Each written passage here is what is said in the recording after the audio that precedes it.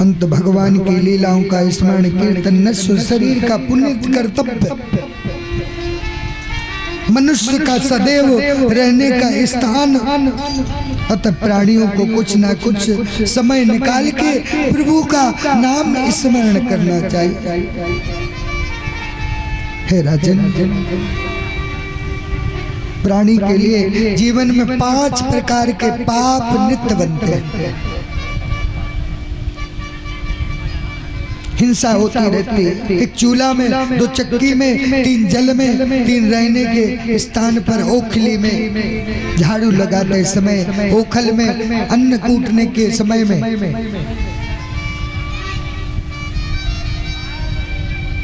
इन पापों से निवृत्ति के लिए 5 प्रकार के पापों से मुक्ति कैसे हो?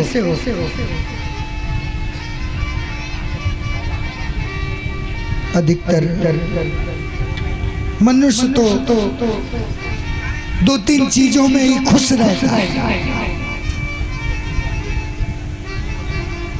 किसमें? कि आहार निद्रा भाव में तूने जा,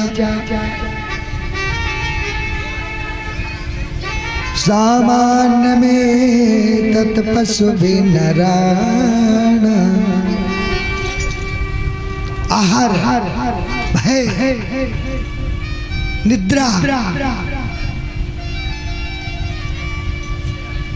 भोजन, सोना और संतान की उत्पत्ति। ऐसे तो ये सर्व कर्म जीवन में जीव को करना ही है, मगर समय के अनुकूल। कहो अधिक खाते ही रह जाओ,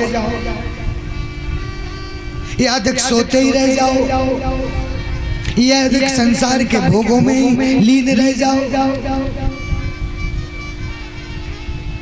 को मात्रा से अधिक अगर किसी वस्तु का प्रयोग करोगे तो वो आपको नुकसान करने लगेगी। तो यूं तो दुनिया में दिखाने को दिए जाते नजारे बहुत, लेकिन कोई सर जो सत्संग का मुकाबला करे। इसलिए अब मैं आपको मानव मात्र के कल्याण के उपाय बता रहा हूं। कल्याण होगा कैसे? जब जीव नित्य 5 प्रकार के यज्ञ करे। गृहस्थ जीवन में रोज प्रातः काल उठे, स्नान ध्यान करे, भगवान का पूजन करे,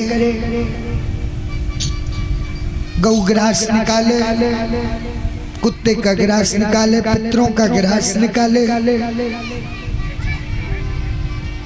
और आजकल तो हम लोग महाराज ना तो ठाकुर जी को भोग लगाते हैं, ना ही गौ ग्रास निकालते हैं, न पितरों के लिए, न कुत्ते के लिए, केवल अपना पेट भरना है। तो बताइए, जब ये प्रवृत्ति हो जाए तो क्या होना चाहिए? मनुष्य तो नियमित जीवन जीना चाहता है, उसके कृत्य, उसकी क्रियाएं, उसके नियम। और हमारा कौन सा नियम है?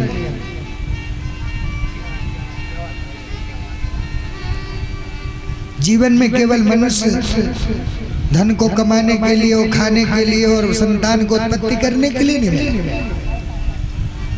मनुष्य जीवन मिला है तो कुछ संस्कार, शिक्षा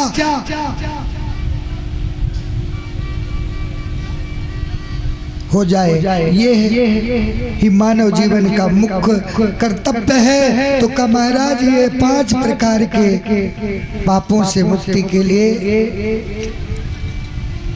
राजन भगवान मुकुंद का कीर्तन करें और मोक्ष चाहने वालों को संसार की आपदाओं से त्रस्त जीवों को शांति प्राप्त होती, विशेषकर कलयुग में राजन नाम का आश्रय ले लो। और हम लोगों ने कलयुग में सबसे ज्यादा काम का आश्रय लिया है। हम लोगों ने काम का आश्रय लिया और फिर भी पूरे नहीं हो पाते। जिन काम का आश्रय ले लिया कि भाई हर दिन रात भी करो तो काम कभी तो पूरा होता ही नहीं। काम तो भगवान शिव के तीसरे नेत्र को खुलने के बाद में भी भस्म होकर के समाप्त नहीं हुआ और ज्यादा तीव्र गति अनंग हो गया जो दिखेगा नहीं पर रहेगा।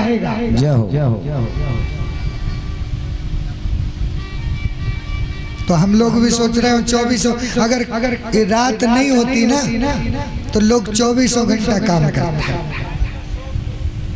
सोते नहीं, क्योंकि काम ही काम करते, क्योंकि काम इतना है खत्म नहीं होता कभी। तो सोचते चलो 24 घंटा करें तो पूरा हो जाए, मगर कभी होने वाला नहीं है। इसलिए जब तक हम कलयुग के नाम का आश्रय नहीं लेंगे तब तक हमारा कल्याण होने वाला। कलयुग के बल नाम आधारा, कलयुग के बल नाम आधारा,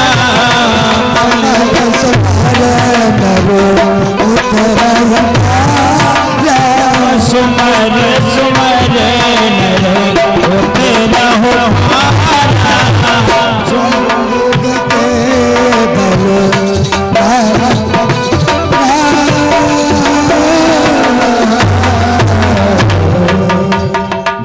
कलयुग के बल। और हम लोग नाम ही को छोड़ दिए तो बताओ कैसे कल्याण हो। राजन तुम चिंता मत करो,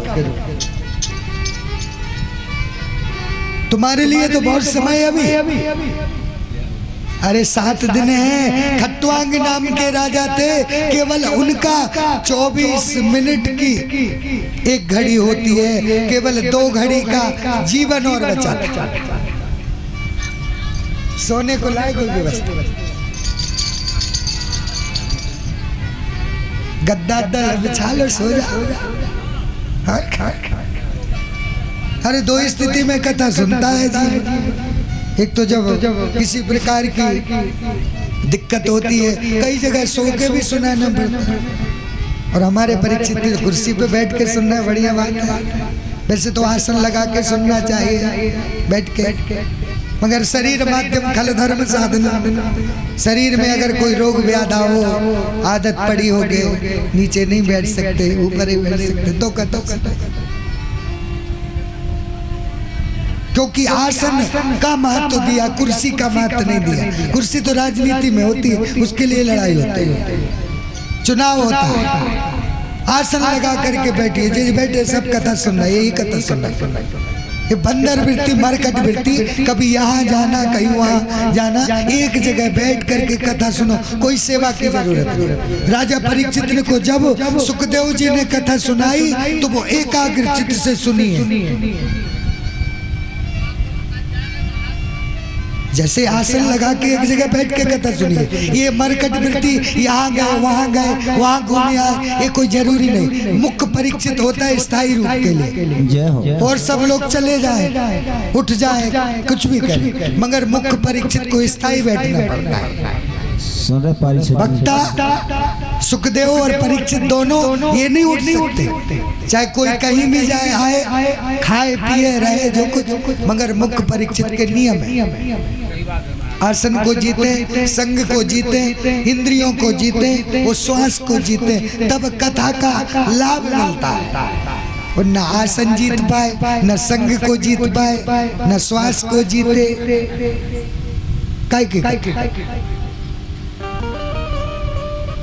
बंदर की तरह डाल डाल पर कूदते रहो।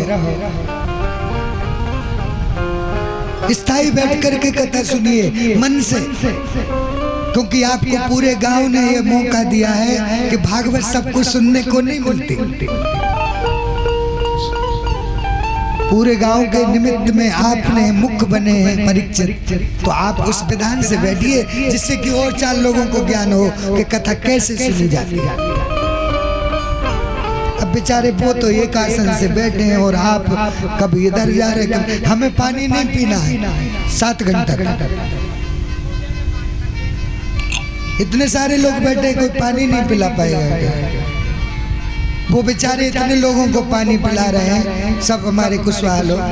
आप तो केवल बैठ के कथा सुनिए और सब लोग सेवा करेंगे। छुट्टी उतनी ही चीज को दी जा सकती है जितने में काम चल जाए। अब ज्यादा छुट्टी दे देंगे तो आम व्यक्ति में आप में कोई अंतर ही नहीं है। पृथकता तो है, विशिष्टता किस चीज की? नियम स्थान की। तो इसलिए सुखदेव जी को कहने लगे, परीक्षित तुम्हारे लिए तो अभी 7 दिन बचे, चिंता मत करो। आसन को जीत लो, इंद्रियों को जीत लो और संग को जीत लो, तो जरूर तुम्हारा उद्धार हो जाएगा। भगवान के विराट रूप का वर्णन करके सुनाया। आकाश सिर, नीचे के लोग उनके पैर, मध्य रूप में पेट भगवान का, जिनके घ्राण इंद्रियां, मुख, अग्नि, नेत्र, सूर्य चंद्रमा उनके आंखें हैं और ये नदियां उनके रक्त संचार है। ऐसे भगवान के विराट स्वरूप से सृष्टि की उत्पत्ति। ब्रह्मा जी हुए, ब्रह्मा जी के शरीर से 10 ऋषि की उत्पत्ति हुई और उसी से 4 वर्णों की उत्पत्ति हुई। ब्राह्मणो मुखमासीत्यम बाहुराजन् न्याकृता ऊरू तदस्य जद्वैश्य पदव्यागुंगसूत्रो अजायत। मुख से ब्राह्मण हुआ, हाथों से क्षत्रिय हुआ, पेट से वैश्य हुआ और पैरों से शूद्र की उत्पत्ति हुई। कहते हैं सुखदेव जी महाराज, राजा परीक्षित, सुख चाहते हो तो 2 प्रकार के। वो कौन कौन से सुख है? का एक है लौकिक सुख, जो संसार में सुख मिले, और दूसरा है परलौकिक सुख, जो यहाँ से जाने के बाद भी मिले। तो आप कौन सा सुख चाहते हैं? महाराज आपको तो पता ही है कि लौकिक सुखों को तो मैं छोड़ के ही बैठा हूँ। राज्य को मैंने छोड़ दिया, पुत्रों को मैंने छोड़ दिया, पत्नी को मैंने छोड़ दिया और वन में यहाँ गंगा जी के तट पे आ गया। तो ये लौकिक सुख तो मुझे चाहिए नहीं, मुझे तो परलौकिक सुख चाहिए, जो इस लोक में से जाए तो उस लोक में भी हमें सुख मिले। और कहा 2 प्रकार की तृष्णा है। वो तृष्णा कैसी है? का पुत्रेष्णा, मेरा पुत्र खूब बड़ा धनवान बन जाए, मेरा पुत्र बहुत बड़ा अधिकारी बन जाए। ये है पुत्रेष्णा, तृष्णा। और एक है वित्तेष्णा, जान चली जाए मगर पैसा एक नहीं जाए। धन में इतनी आसक्ति, तृष्णा है, उसको कहते हैं वित्तेष्णा। और तीसरी है लोकेष्णा, जो हमारा लोक है, हमारा गांव है, उसके बारे में हमें तृष्णा लगी रहती है कि कैसे ना हो तो गांव को नाम तो हो जाए। आंतरिक भाव तो ये लोकेष्णा। 2 प्रकार के सुख और 3 प्रकार की तृष्णा। और तृष्णा कभी किसी की खत्म होने वाली नहीं। बस अंतर हो जाए, किसी को तृष्णा है परमात्मा प्राप्ति की, वो किसी को है धन प्राप्ति की। अब धन यहीं रह जाना है और परमात्मा अमर है। हे राजन, परम सुख की प्राप्ति होती है जब कान सदैव हरि कीर्तन और कथा को सुनने में लगे रहें।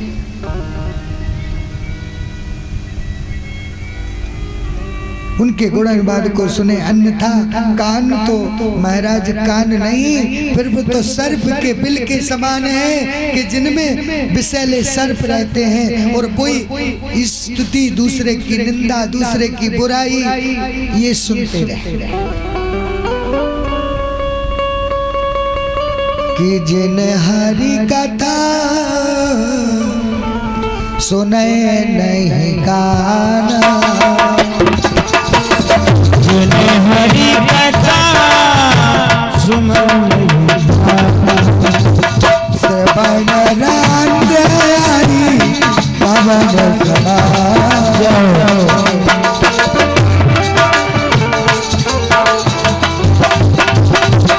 जो न करे राम गुण गाना, जी है सदा जी है सदा।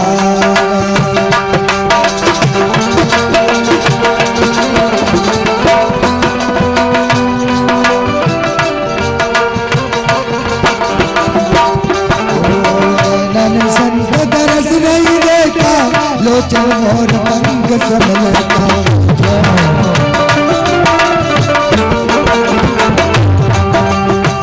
सो कट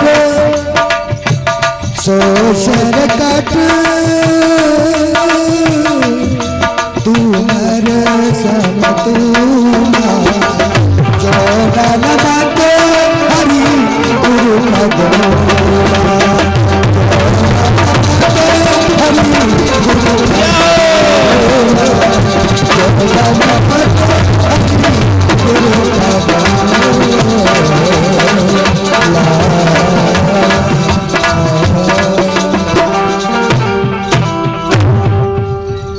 जिनने भगवान की कथा नहीं सुनते अपने कानों से, उनके कान सर्प के बिले। और जिनने आंखों से भगवान के दर्शन नहीं करे, गुरुजनों के दर्शन नहीं किए, तो वो आंखें केवल चिन्ह है, पर उनका महत्व तो नहीं है कोई। जैसे मोर के पंख, जीव से भगवान की कीर्तन नहीं करी। आज भी मृत्यु लोक में हरि योनि के लोग इस मनुष्य योनि में हैं। कुछ पक्षी योनि के भी हैं, कुछ पशु योनि के भी हैं, कुछ बंदर योनि के भी हैं, कुछ देवता योनि के भी हैं, कुछ राक्षस प्रकृति के भी हैं।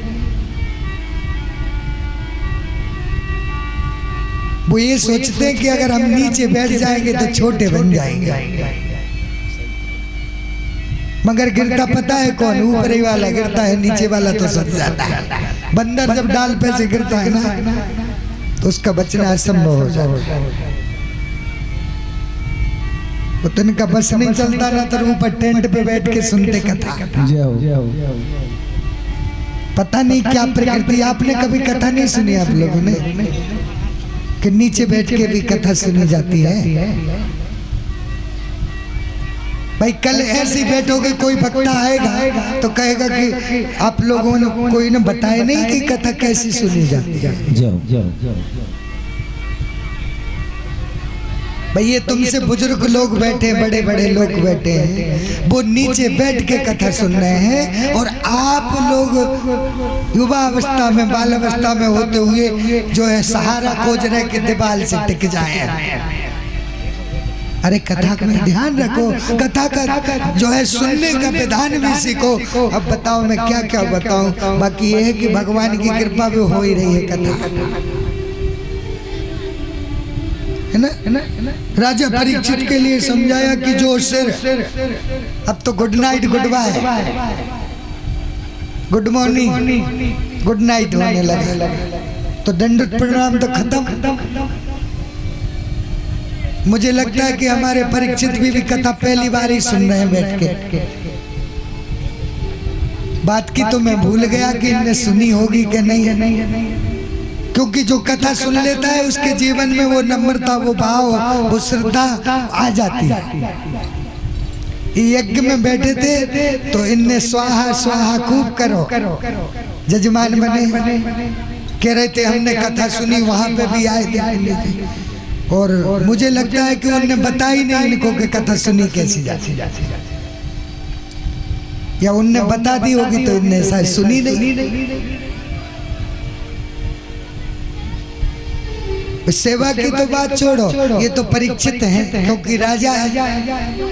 इनको आज तक मैं ये नहीं समझ पाया कि ये साधु ब्राह्मणों का सम्मान और प्रणाम दंडोत भी किया जाता है कि नहीं। मैं वृंदावन से यहाँ गऊओं को चराने के लिए इतने दूर तक नहीं आया। आप कहते हो कि मैं जजमान बनाता, मैंने कथा सुनी थी, वहां पर बहुत कथा सुनी थी। आपको ये कोई ने नहीं बताया कि साधु ब्राह्मणों को प्रणाम किया जाता है? कोई कथा में नहीं निकला कि ब्राह्मणों को, साधुओं को, गुरुजनों को, माता पिता को प्रणाम किया जाता है। शुष्क काष्ठा समान देखो, सूखी लकड़ी होती है ना, वो टूट जाएगी पर नभती नहीं। तो गीली जो होगी जिसमें रस होगा वो थोड़ी नभ जाएगी पर टूटेगी नहीं। जय हो जय हो। तो राजा परीक्षित ने तो सुखदेव जी के चरणों को धोया, प्रणाम किया, पूजन किया। और आपको तो ये ध्यान नहीं रहता है कि रोज एक व्यास जी को माला बनती है, भागवत जी को माला बनती है, ये भी ध्यान नहीं। ऐसे परीक्षित ध्यान नहीं रहा, ध्यान की बात है, ध्यान नहीं रहा। तो सो रामचरितमानस ने कहा कि सो सिर, जो सिर जो है ना वो एक कड़वी तुमड़ी के समान है, जो गुरु के चरणों में, माता पिता के चरणों में जो नहीं नभता ना, वो कड़वी तुमड़ी उसको कोई काम में नहीं आती, ना उसको कोई लगाता है, ना कोई वो फल काम में आता है। भाई जब हमें नहीं बताएंगे तो उनने नहीं बताई, और हम ना बताए और कोई और सुना जाए, सो ना बताए तो फिर हो गया कल्याण। भाई बताना तो पड़ेगा, एक दिन नहीं बताए, 2 दिन नहीं, मगर तीसरे दिन तो कहना पड़ेगा कि भाई ये विधान है भागवत का। अब रोज ही अगर ना बताएं तो धीरे धीरे कथा ही पूरी हो जाएगी, मगर हमें पता ही नहीं चलेगा कि कथा का विधान क्या है। तो सिर को नभाना चाहिए ठाकुर जी के चरणों में, भागवत जी के चरणों में, माता पिता के चरणों में। हमारे सिर पे जो पाप होता है ना वो